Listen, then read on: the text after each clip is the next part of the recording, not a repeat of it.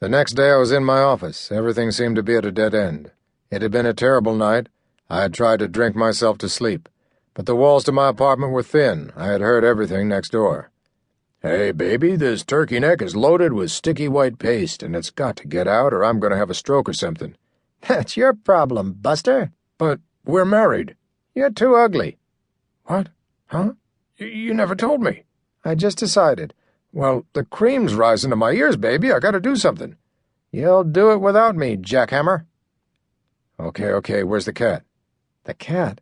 Oh, no, you bastard, not Tinker Bell." "Where's that goddamn cat? I just saw it a minute ago." Don't you dare, not Tinker Bell." I hadn't been able to drink myself to sleep. I had just sat there pouring them down. No luck.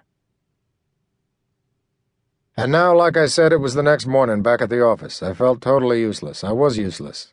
There were billions of women out there, and not one of them was making her way toward my door. Why? I was a loser. I was a dick who couldn't solve anything.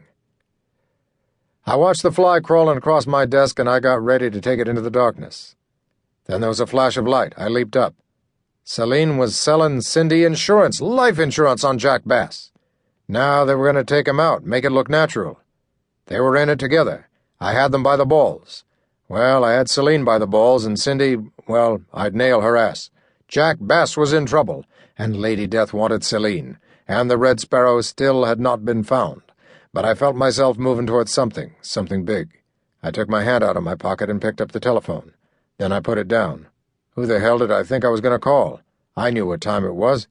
And Jack Bass was in deep. I had to think. I tried to think. The fly was still crawling across the desk. I rolled up the racing form, took a swat at it, and missed. It wasn't my day, my week, my month, my year, my life, God damn it. I sat back in my chair, born to die, born to live like a harried chipmunk. Where were the chorus girls? Why did I feel like I was attending my own funeral? The door swung open, and there stood Celine. "You," I said. "It had to be you." "I know this song," he said. "Don't you ever knock?" "Depends," said Celine. "Mind if I sit down?" "Yes, but go ahead." He reached into my cigar box, took one out, unpeeled it, bit off the end, took out a lighter, lit up, inhaled, then exhaled a gorgeous plume of smoke.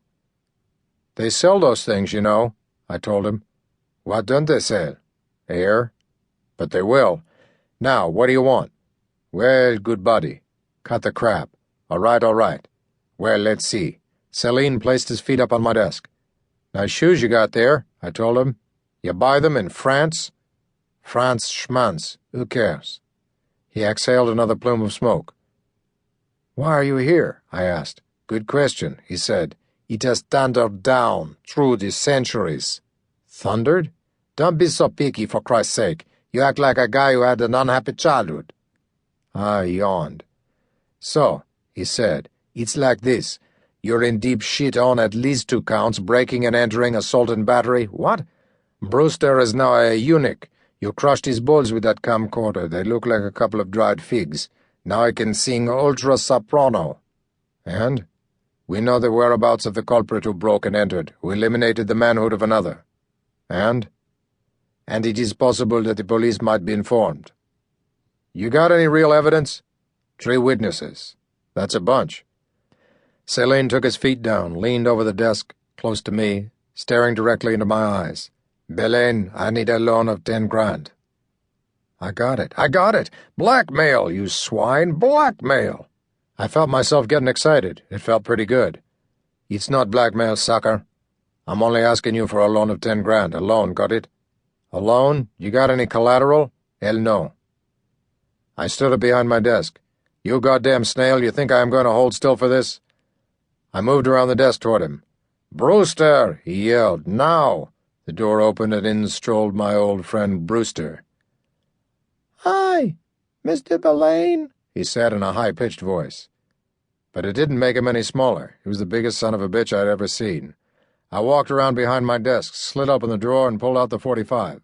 I leveled it at him. "Sonny boy," I said, "this thing can stop a train. You want to pretend you're a choo-choo? Come on, choo-choo. You come along the tracks toward me, I'm going to derail you. Come on, choo-choo, come on."